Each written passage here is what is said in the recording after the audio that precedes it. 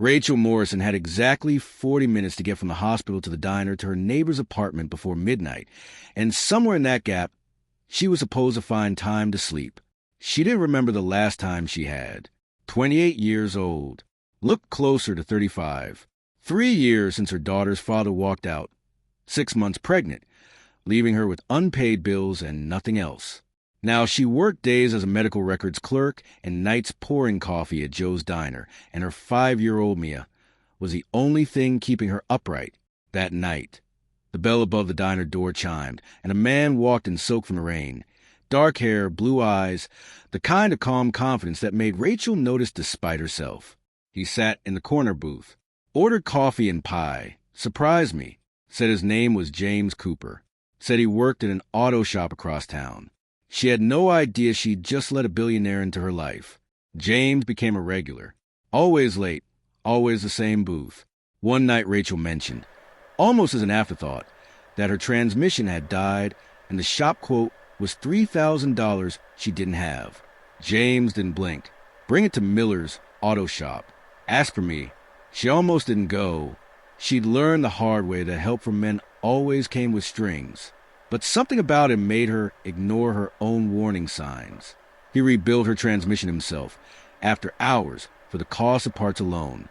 Rachel started bringing him dinner from her shift, meatloaf, mashed potatoes, whatever was left, in the quiet of the shop's break room. They talked. He told her he'd grown up in foster care, aged out at 18 with nothing, put himself through technical school. She told him about her daughter's father, about being 7 months pregnant and facing eviction. She hadn't been that open with anyone in years. You're stronger than you think, James told her. Mia's lucky to have you. When the car was finished, Rachel brought Mia to pick it up. James knelt down to introduce himself to her stuffed rabbit, Mr. Hops, with total seriousness, and something in Rachel's chest shifted, a warmth that felt dangerously close to hope. For weeks, James was woven into their lives. Sunday pancakes. Patient, never pushing. And then, one evening at the diner, Rachel overheard 2 men in suits talking about a man named James Miller, the real estate billionaire who somehow, inexplicably, still worked in an auto shop on the wrong side of town. Her stomach dropped before she even let herself finish the thought. That night, she searched his name. James Alexander Miller, founder of Miller Properties Group. Net worth, $2.3 billion.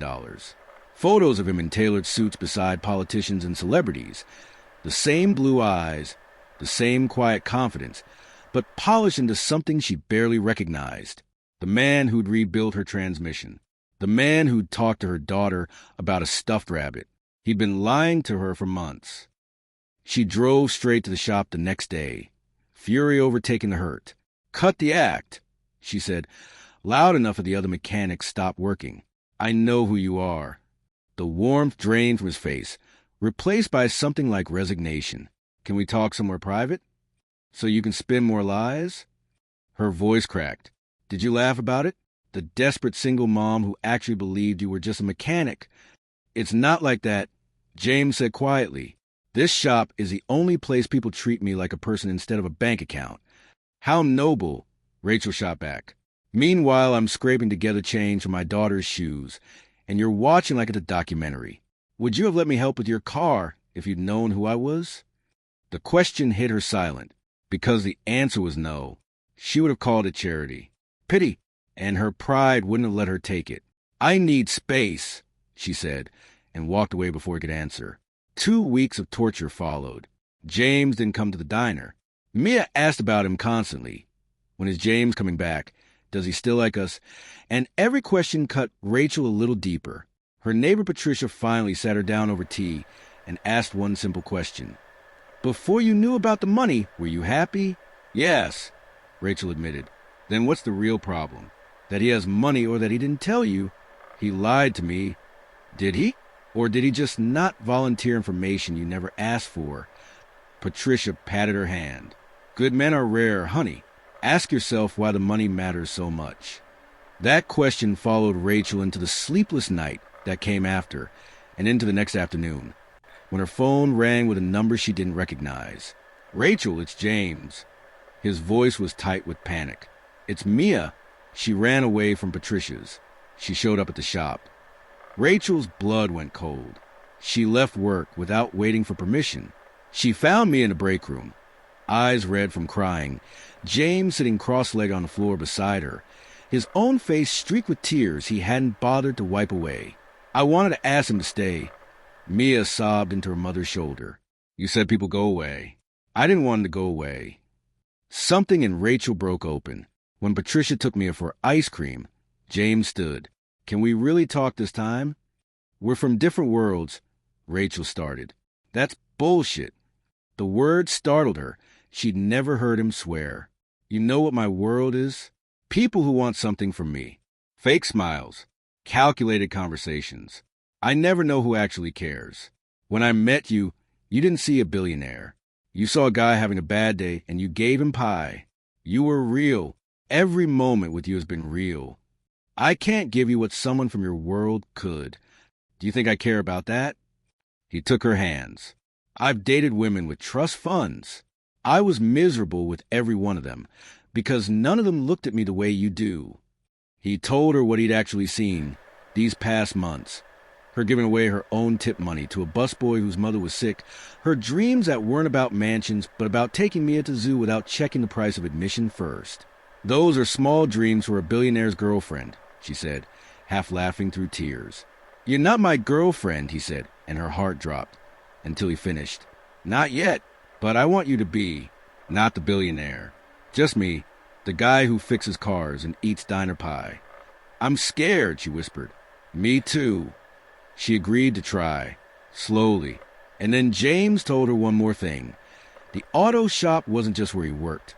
He'd owned it for 12 years.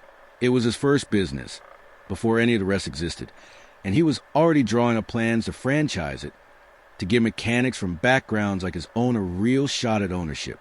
So you really are a mechanic, Rachel said. I really am.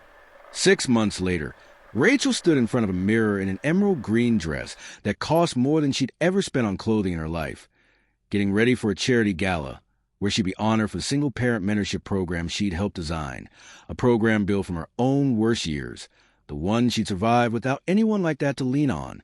She hadn't quit her jobs. That had been her condition, and James had respected it, until the work itself pulled her in on its own terms. On stage that night, she told a ballroom full of strangers and diamonds about being one unexpected bill away from disaster, about the isolation no one talks about. When she finished, the applause didn't stop for a long time. Later, on a balcony above the city lights, James told her he wanted to offer her a real position, building community programs across every franchise location. Not because of their relationship, but because nobody with an MBA understood the problem the way she did. She took it, gave notice at the hospital and the diner both. Within months, the programs she built were running across all of his properties. 9 months after that first terrible fight in the garage, Mia drew 3 stick figures holding hands under the words "my family" and gave it to both of them. 3 months after that, Rachel stood in the backyard of a modest house in a good school district, watching her daughter chase butterflies, James's arms around her waist. Happy, he asked. She thought about the woman she'd been a year earlier, exhausted, alone, barely holding on, and the woman she was now. Incredibly, she said and turned to kiss him. It wasn't the mansion he could have afforded. It was something better, the thing neither of them had actually been looking for, until they found it in each other anyway.